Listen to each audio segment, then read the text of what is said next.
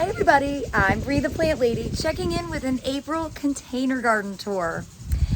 It's really like that amazing time of the year where all of the effort that you put in the winter is coming to fruition, but you're also kind of tempted to get started with planting summer stuff.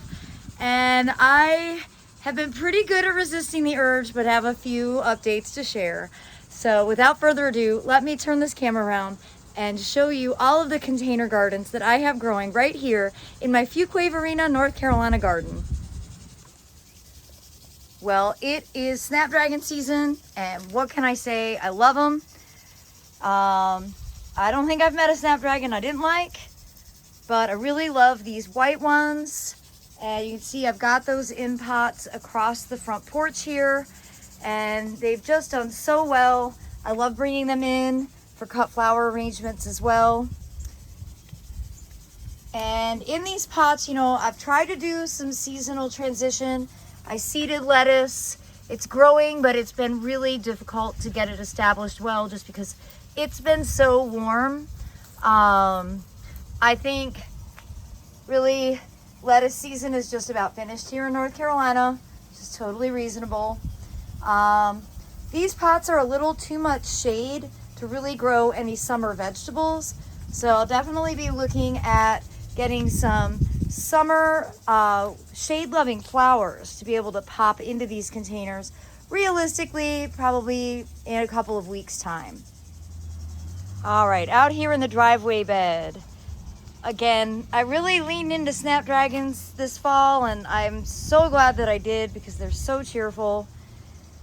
And you know, I've been debating on what to do, and I think I'm just gonna let all this stuff go for a while longer, and then I'm gonna do like where I rip everything out and start completely fresh. However, there's a few exceptions to that, and certainly the nasturtiums that I seeded last month are exceptions to that rule. I don't really want to disturb those nasturtiums. They're doing so well, but you could see the cauliflower that I planted really isn't jumping. And again, I think that's just because it's gotten too hot too early.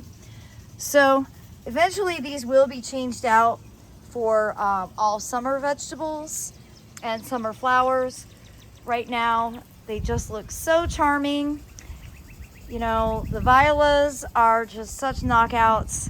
The snapdragons, and of course this cabbage, even though it's not heading, certainly gives a nice pop of color and texture. These blueberries are doing wonderfully. You can see tiny little baby fruits.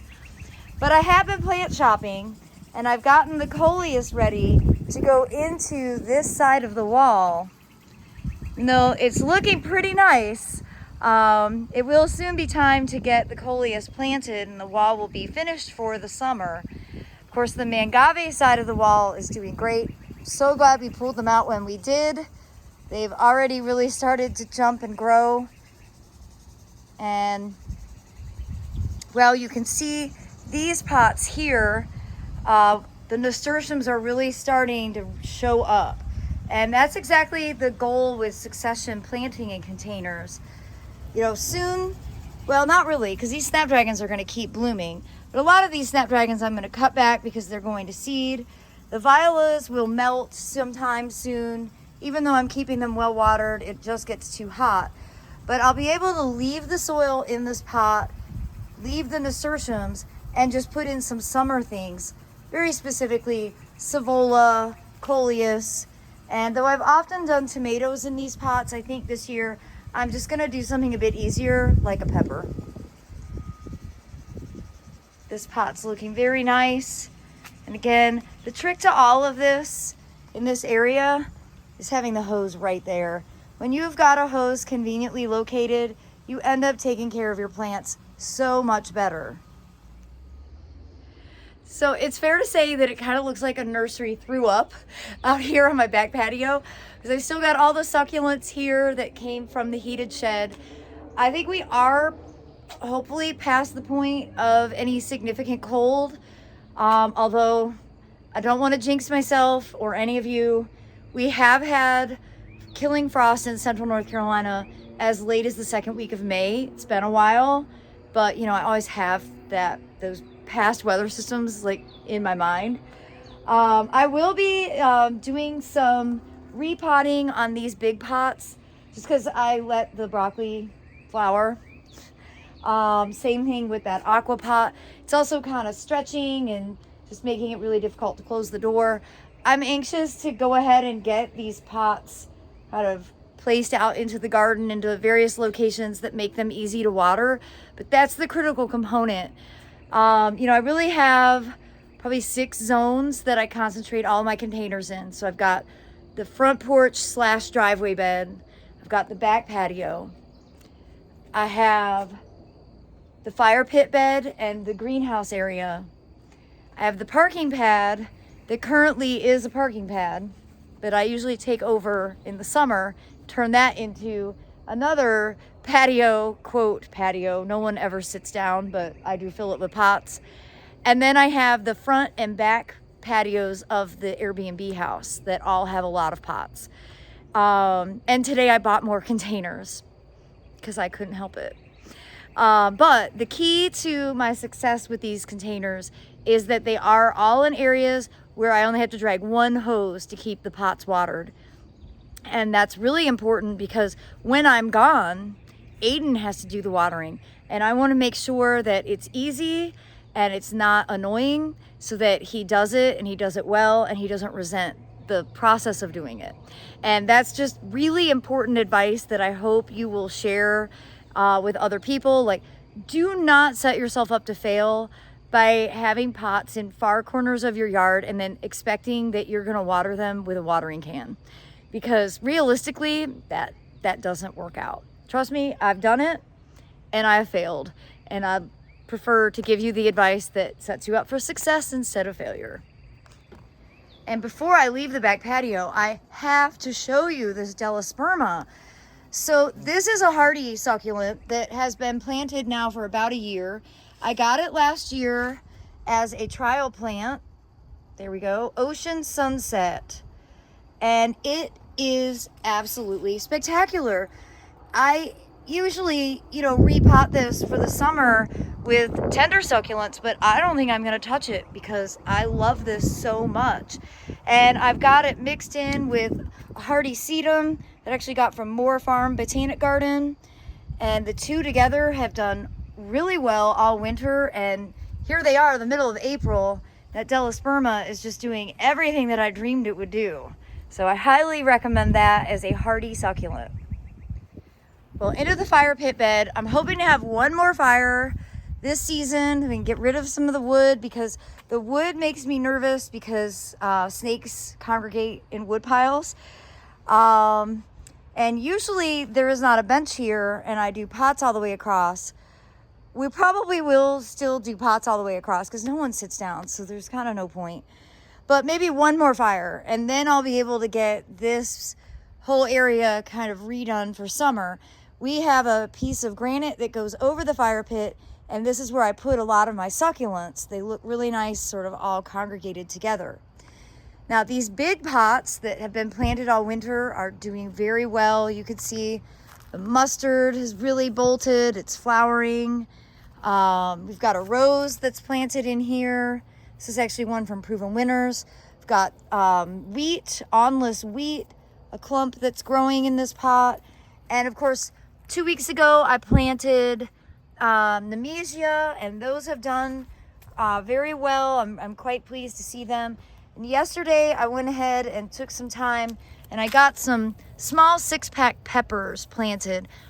Ordinarily, I don't do this so early, but I had them left over from a class that I taught last week, and I was worried that I wouldn't be able to keep them watered in the 6-packs, so I went ahead and put them into the containers.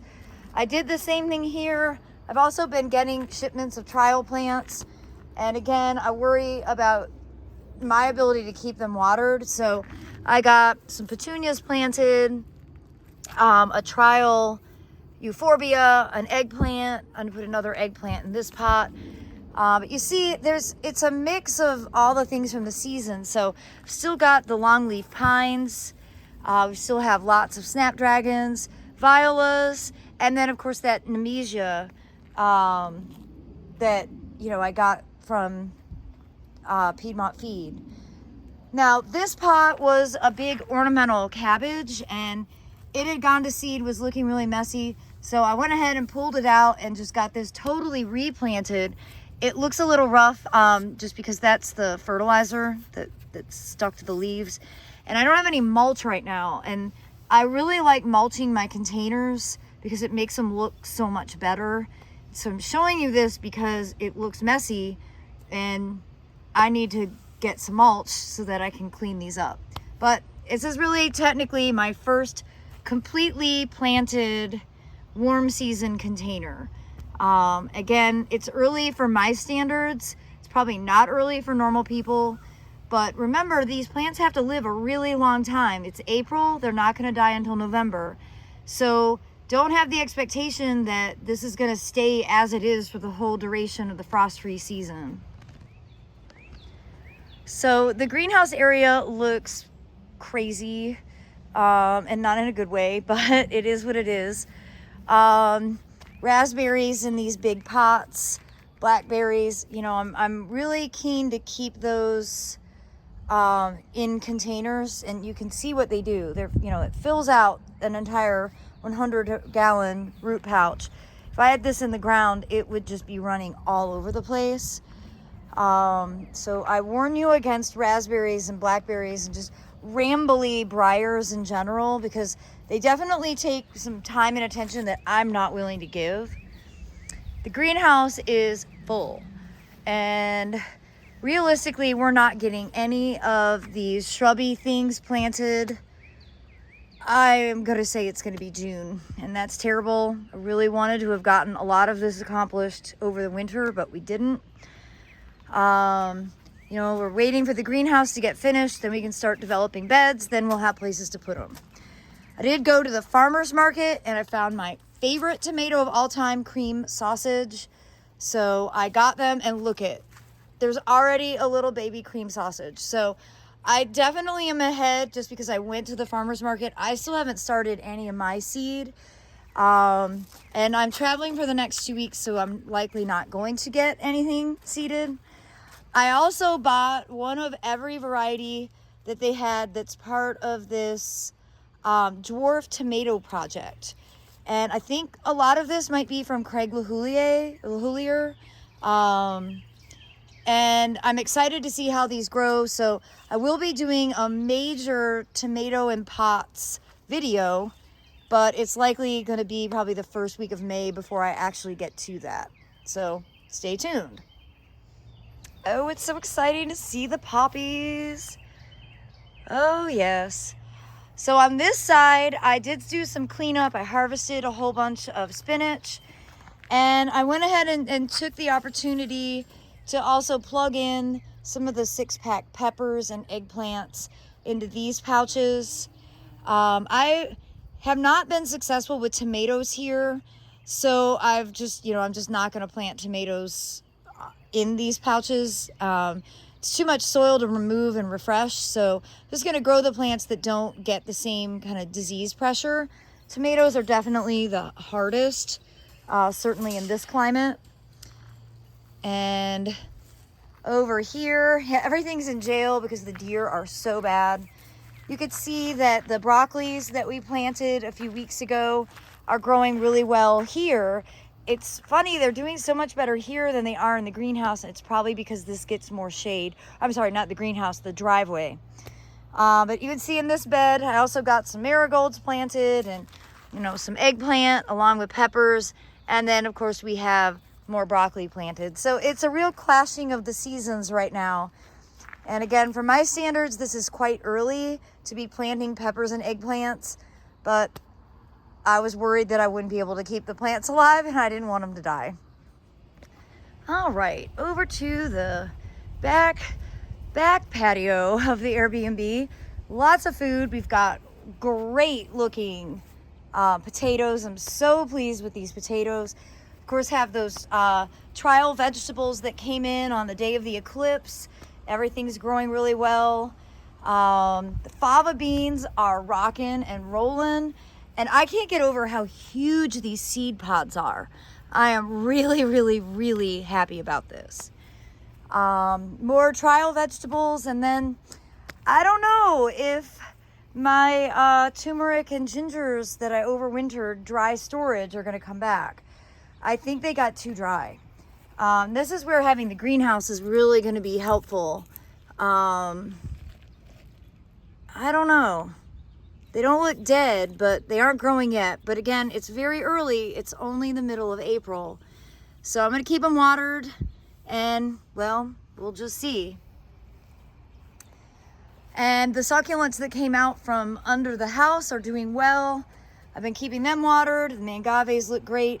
I will be repotting a lot of this, and I'll be sure to make a video of it.